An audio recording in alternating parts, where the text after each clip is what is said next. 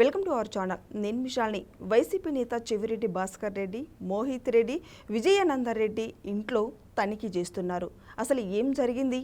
ఇలాంటివన్నీ డిస్కషన్ చేసే ముందు స్టూడియోలో ఉన్నారు ప్రముఖ రాజకీయ విశ్లేషకులు అంకంరావు గారు ఉన్నారు. వారిని అడిగే విషయాలను తెలుసుకునే ప్రయత్నం చేద్దాం. నమస్కారం సార్. నమస్తే అమ్మా. చెవిరెడ్డి భాస్కర్ రెడ్డి లిక్కర్ స్కామ్ సంబంధించి జైల్లో ఉందో మనం చూస్తూనే ఉన్నాం. అయితే ఇప్పుడు చెవిరెడ్డి భాస్కర్ రెడ్డి, మోహిత్ రెడ్డి, విజయానందర్ రెడ్డి ఇంట్లో అయితే తనిఖీ చేస్తున్నారు. అసలు ఏం జరిగిందంటే ఏం చెప్తారు సార్? ఈ మద్యం కుంభకోణంలో చెవిరెడ్డి భాస్కర్ రెడ్డి పాత్ర చాలా ప్రముఖం అని చెప్పని మనకందరికి తెలిసింది.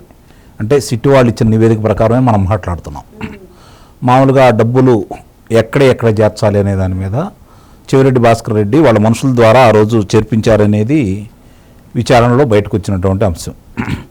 దానికి తోడు వాళ్ళ మనుషులు ఎవరైతే ఉన్నారో వాళ్ళు కూడా సిట్టు వాళ్ళ మీద, అంటే వాళ్ళ గన్మ్యాన్ సిట్టు వాళ్ళ మీద కేసు పెట్టిన సంగతి కూడా మనం చూస్తూనే ఉన్నాం. ఇక్కడ చెవిరెడ్డి భాస్కర్ రెడ్డి కావచ్చు, లేకపోతే ధనంజయ రెడ్డి కావచ్చు, కృష్ణమోహన్ రెడ్డి కావచ్చు, బాలాజీ గోవిందప్ప కావచ్చు, వీళ్ళ పేర్లు అయితే మొట్టమొదట లేవు. తర్వాత విచారణలో ఒక్కొక్క అంశాలన్నీ బయటకు వస్తున్న తర్వాత వీళ్ళకు ఉన్నటువంటి ఇంటర్ లింకులు మొత్తం కూడా బయటకు వచ్చేసి ఎవరెవరు దీంట్లో పాల్గొన్నారు అనే అంశాన్ని బయటకు తీసుకొచ్చిన తర్వాత వీళ్ళందరి పేర్లు కూడా బయటకు వచ్చినాయి. ఇప్పుడు వాళ్ళందరూ కూడా కారాగారంలో ఉన్నారు. న్యాయస్థానం వాళ్ళకి ఎటు వెలుసుబాటు ఇవ్వాలి, ఇక్కడ గమనించుకోవాల్సిన అంశం.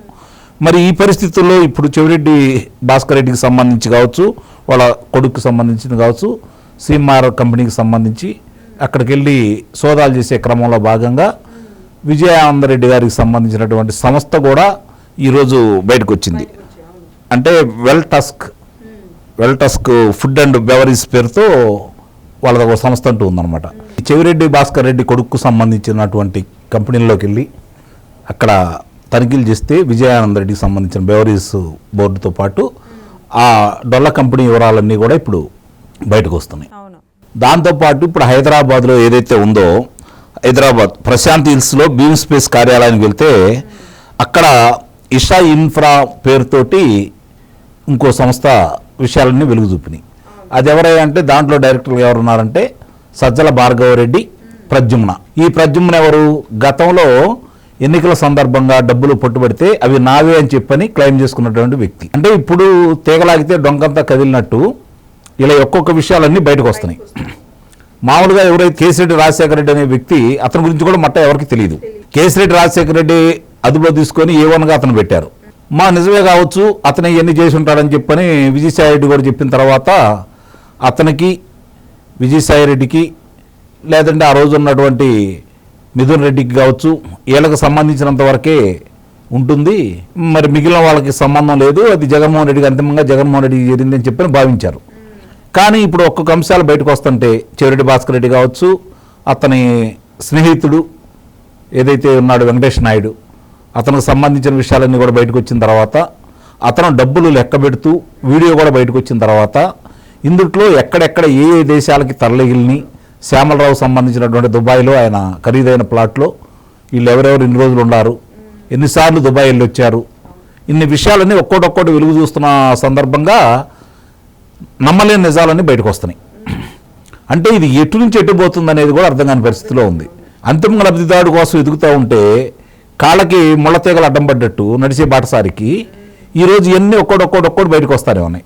అంతిమంగా లబ్ధిదారులు ఎవరో ఆంధ్ర రాష్ట్ర ప్రజలందరికీ తెలుసు. కాబట్టి న్యాయస్థానం ముందు పెట్టాలి అంటే సాక్ష్యాలు, ఆధారాలు కావాలి.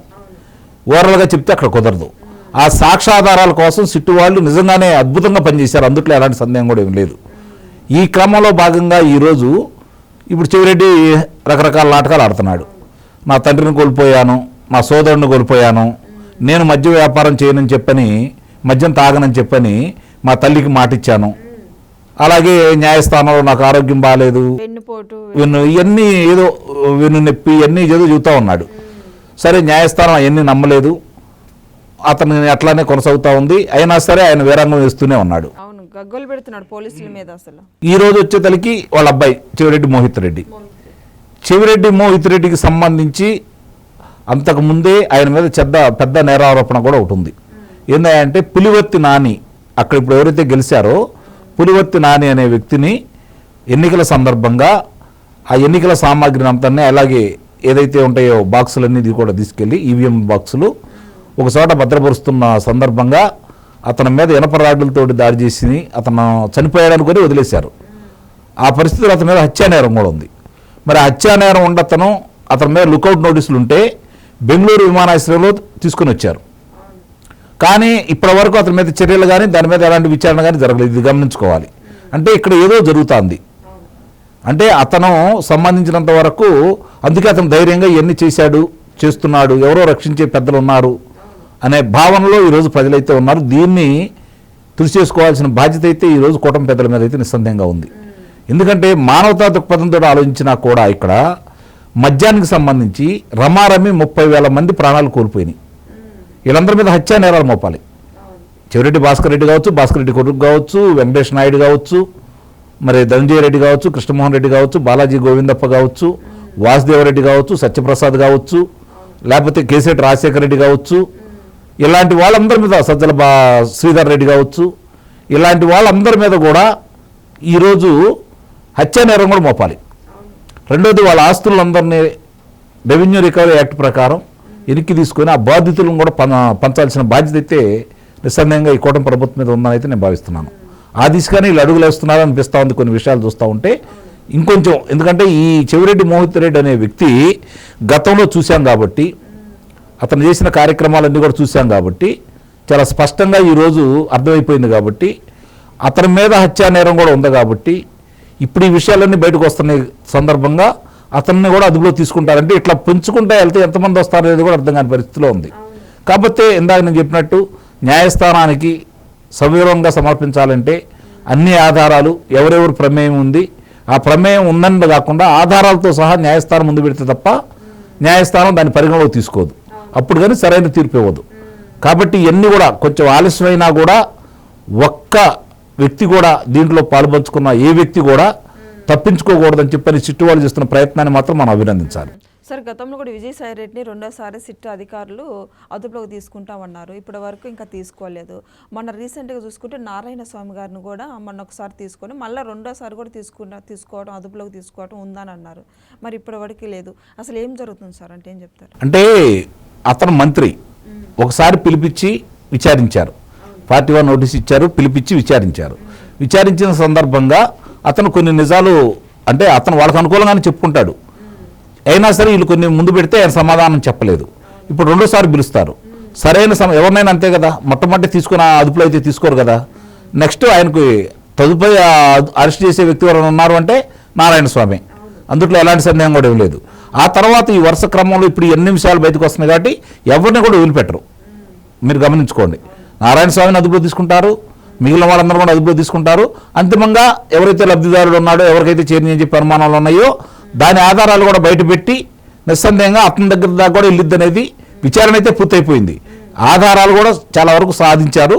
వీళ్ళ యొక్క వాంగ్మూలాలు కూడా తీసుకోవాలి కదా. కాబట్టి ఈ ప్రక్రియ జరుగుతుందని అయితే నేను భావిస్తున్నాను. సార్, చాలా మంది ప్రజలు అంటున్నారు అరెస్ట్ అంటున్నారు కానీ అంతిమ లబ్ధిదారు ఇంకా అరెస్ట్ చేయట్లేదు అంటున్నారు. మరి నిజంగా అసలు అరెస్ట్ చేస్తారా లేదంటే ఏం చెప్తారు? అదే కదమ్మా నేను చెప్పేది. అరెస్ట్ అంటే ఓవర్కుందా. ఇప్పుడు నేను మాట్లాడాను కొన్ని సందర్భాల్లో, ఏంది కూటమి ప్రభుత్వం ఇట్లా మెతక వైఖరిలో ఉంది అని చెప్పని. కానీ వాస్తవంగా ఈరోజు చూస్తూ ఉంటే ఆధారాలు లేకుండా న్యాయస్థానాన్ని తీసుకెళ్ళానుకో, న్యాయస్థానం ముట్టికాయలు వేస్తుంది కదా.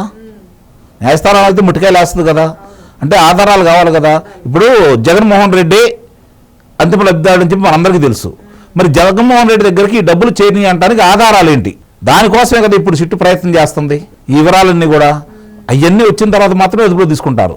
ఏదో చంద్రబాబు నాయుడు గారిని కక్షపూరితంగా ఆ రోజు జగన్మోహన్ రెడ్డి అదుపులో తీసుకున్నాడని చెప్పని ఈరోజు చంద్రబాబు నాయుడు గారు లేకపోతే పవన్ కళ్యాణ్ గారు లేకపోతే లోకేష్ బాబు గారు అతని మీద వ్యక్తిగత కక్ష తీసుకోవడానికి అయితే లేరు కదా ఈ కూటమి ప్రభుత్వం.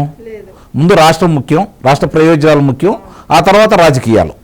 అదేవిధంగా ముందుకెళ్తున్నారు. ఆ రాజకీయాల్లో కూడా చట్టబద్ధంగా ఏ ఒక్క ప్రతిపక్ష నేతను కూడా ఇష్టారీతిగా అదుపులో తీసుకోకుండా వాళ్ళ మీద అభియోగాలు వస్తేనే అదుపులో తీసుకుంటున్నారు. కాబట్టి తదుపరి నిస్సందేహంగా వాళ్ళని కూడా అదుపులో తీసుకుంటారని అయితే నేను భావిస్తున్నాను. సార్, లిక్కర్ స్కామ్ సంబంధించి భారతీ రెడ్డి గారి ప్రమేయం కూడా ఉందని వార్తలు వస్తున్నాయి. నిజంగా ఉన్నాయంటారా సార్? ఇప్పుడు భార్యాభర్తకు సంబంధం లేకుండా ఏమీ జరగలేదు, అది అందరికీ తెలిసిన విషయమే. బాలాజీ గోవిందప్ప దీంట్లో ఇన్వాల్వ్ అయ్యాడు అంటేనే భారతీ రెడ్డి గారికి సంబంధం ఉందనేది బలంగా నమ్ముతున్నారు అందరూ. ఆధారాలు కూడా ఆ విధంగానే ఉన్నాయి. కాకపోతే నేను అన్నట్టు అవి న్యాయస్థానం ముందు నిలబడే ఆధారాలు కావాలి, అభియోగాలు కాదు, ఆధారాలు కావాలి. దానికోసం మాత్రమే ప్రయత్నం చేస్తున్నారని అయితే నేను భావిస్తున్నాను. Thank you sir. Thank you.